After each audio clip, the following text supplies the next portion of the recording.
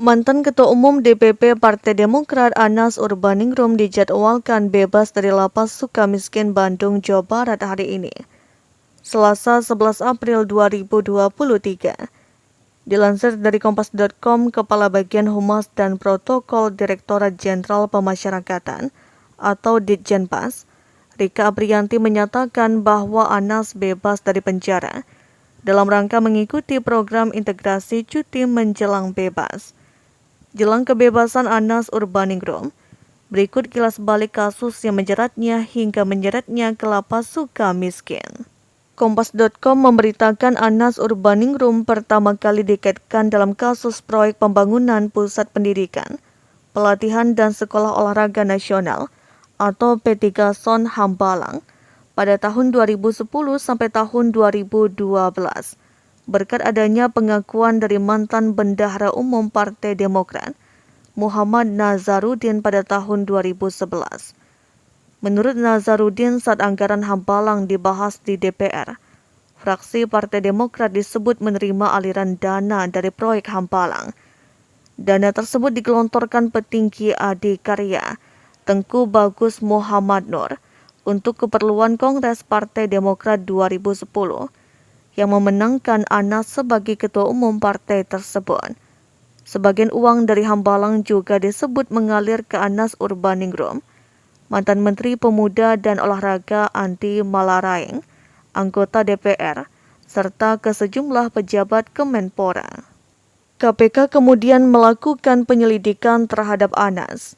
Ia ditetapkan sebagai tersangka kasus tindak pidana korupsi dan pencucian uang terkait proyek Hambalang dan proyek APBN lainnya pada Februari 2013.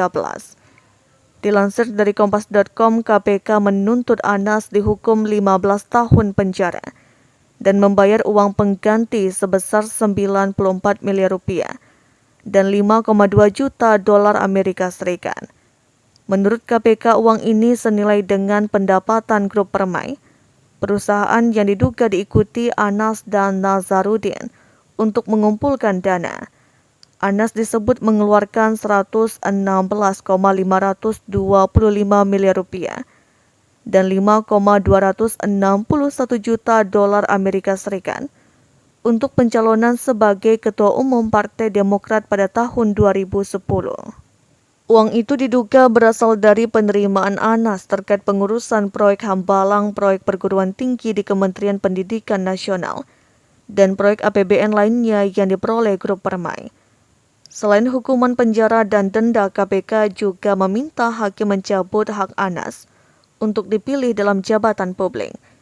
Dikutip dari Kompas.com, pada akhir September 2014, Anas dinyatakan terbukti menerima gratifikasi 2,21 miliar rupiah dari PT Adikarya terkait lelang proyek Hambalang. Anas juga terbukti menerima gratifikasi sebesar 25,3 miliar rupiah dan 36.070 dolar Amerika Serikat dari grup Permai serta 30 miliar rupiah dan 5,2 juta dolar Amerika Serikat dari Nazarudin.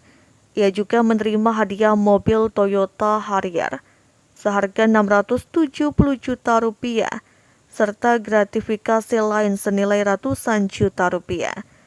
Menurut Hakim Pengadilan Tingkat Pertama, gratifikasi yang diterima dari grup Permai dan Nazarudin digunakan untuk pencalonan Anas sebagai Ketua Umum Partai Demokrat.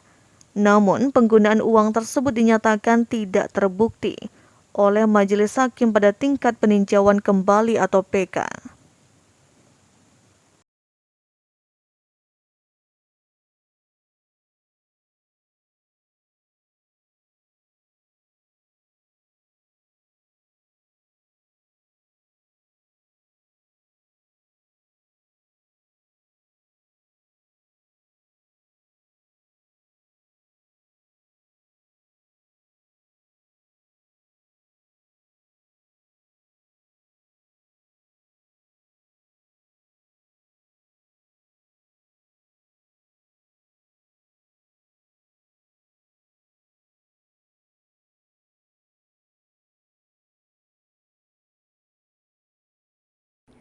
Terima kasih telah menonton. Jangan lupa like, share, subscribe, dan klik lonceng ya.